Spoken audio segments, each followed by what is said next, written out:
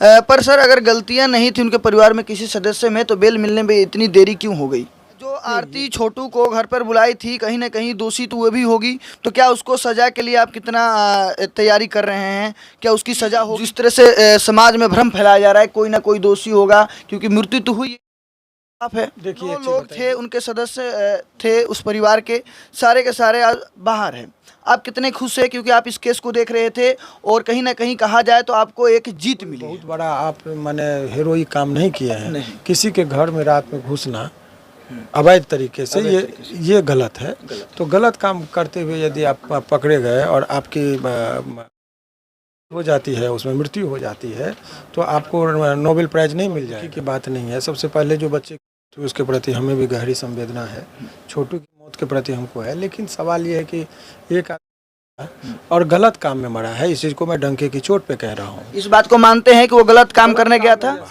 सभी लोग बाहर है सर। 9 लोग सदस्य हैं और सारे को बेल मिल चुकी है, परंतु लोग ये कह रहे हैं कहीं ना कहीं कोई तो उसमें दोषी। आपने देखा होगा कि बिहार में एक लैला मजनू का प्यार सामने आया था जिसमें छोटू और आरती का प्यार प्रसंग पूरी के पूरी भारतवर्ष में विख्यात हो गया, जिसमें छोटू का हत्याकांड होता है और आरती के सारे परिवार जेल में चले जाते हैं, परंतु अब इन्हें बेल मिल चुका है। अभी हमारे साथ शिवनंदन भारती जी मौजूद है जिन्होंने बेल करवाया है। सर ये कैसे संभव हो पाया? बेल करना कैसे संभव हो पाया? संभव का बात नहीं, उसमें जो केस का जो तथ्य था, जो इन्वेस्टिगेशन में आया था बातें, वो सब बहुत सारे चीज़ों को हम लोग जोड़ते 164 का बयान से लेके सारे चीज़ों को, केस का अपना हर केस की अपनी परिस्थिति होती है, फैक्ट होता है, सरकमस्टांसेस होते हैं, उसके आधार पर हम लोगों ने दलील दिया।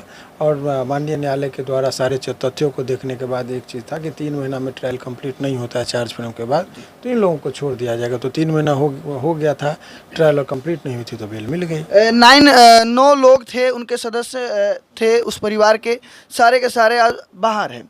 आप कितने खुश हैं क्योंकि आप इस केस को देख रहे थे और कहीं ना कहीं कहा जाए तो आपको एक जीत मिली है? देखिए, खुश और दुखी की बात नहीं है। सबसे पहले जो बच्चे तो उसके प्रति हमें भी गहरी संवेदना है, छोटू की मौत के प्रति हमको है। लेकिन सवाल ये है कि एक आदमी और गलत काम में मरा है, इस चीज़ को मैं डंके की चोट पे कह रहा हूँ। इस बात को मानते हैं कि वो गलत काम करने गया था? कोई बहुत बड़ा आप माने हीरोइक काम नहीं किए हैं। किसी के घर में रात में घुसना अवैध तरीके से ये गलत है। तो गलत काम करते हुए यदि आप पकड़े गए और आपकी हो जाती है, उसमें मृत्यु हो जाती है, तो आपको नोबेल प्राइज नहीं मिल जाएगा, आपको भारत रत्न का दर्जा नहीं मिल जाएगा। गलत होता है। हाउस ब्रेकिंग एट नाइट का एक सिद्धांत है कि यदि रात में आप घर में ज़बरदस्ती किसी के घर में घुसते हैं तो प्राइवेट डिफेंस में भी वो बताया गया कि आप उसकी जान भी ले सकते हैं। ये कानूनी बात बता रहा हूँ, हालांकि वहाँ पर वो बात है नहीं। तो बहुत सारी बातें थी इस केस में जो सारे चीज़ों पर सभी लोग बाहर है सर। 9 लोग सदस्य हैं और सारे को बेल मिल चुकी है, परंतु लोग ये कह रहे हैं कहीं ना कहीं कोई तो उसमें दोषी होगा। कोई दोषी नहीं, ये क्यों आप लग रहे? लोगों के कहने से कोर्ट चलता और व्यवस्थाएं। मैं उसी बात को स्पष्ट करना चाहता हूं आपके द्वारा कि जिस तरह से समाज में भ्रम फैलाया जा रहा है कोई ना कोई दोषी होगा क्योंकि मृत्यु तो हुई आप है। देखिए, एक चीज़ बताइए, दोषी कैसे? मान लीजिए एक उदाहरण समझिए कि कोई डकैत किसी के घर में घुस रहा हो और वहाँ पर घुसने के क्रम में कोई सींध कर दीवार तरफ रहा हो, कोई खिड़की को तोड़ के घुस रहा हो और वहाँ पर तार लटक रहा हो और उसमें सट के मर जाए करंट लग के, तो क्या घर का आदमी दोषी हो जाएगा? नहीं, कभी नहीं दोषी। डेड बॉडी मिलेगा, कहिएगा कि दोषी? अरे भाई, आप रात में 12 बजे में अवैध कार्य के लिए घुसे, हल्ला हुआ, भागे, कैसे कौन चीज़ में आपको करंट लगा, कैसे मरे, आत्महत्या कर लिए कि क्या किए, तो इसे परिवार के लोग कैसे जिम्मेदार होंगे? वो तो परिस्थिति ही बता रही। भले पता नहीं आज के समाज में क्या हो गया कि उसकी जिक्र हो रही है। मुझे तो ये लगता है कि अब बड़ा उटपटा सा सवाल आप लोग कह देते हैं।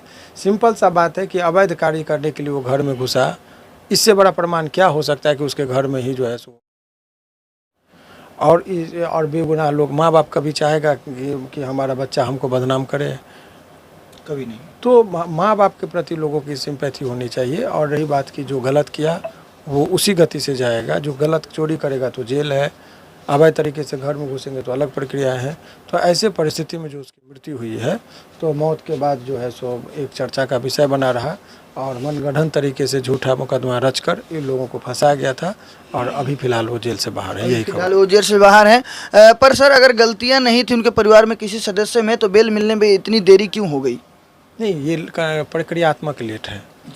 ये जो आपको लग रहा है कि लेट, ये प्रोसीजरल इसको कहते हैं, जो टाइम लगता है केस होता है, फाइल होने के बाद लोअर कोर्ट में फाइल कीजिए, डायरी आएगा, डायरी आने के बाद गुण दोष के आधार पर निकाला जाता है, फिर उसका सर्टिफाइड कॉपी लेने में टाइम लगता है, फिर हाई कोर्ट में फाइल कीजिए, हाई कोर्ट में नंबर पर आने में टाइम लगता है, बहस होती है, फिर उन्होंने निर्देश दिया चार्ज फ्रेम कीजिए, चार्ज फ्रेम करने में टाइम लगा, चार्ज फ्रेम के बाद फिर बताया गया 3 महीना वेट कीजिए, उसमें टाइम लगा, फिर निकल गए।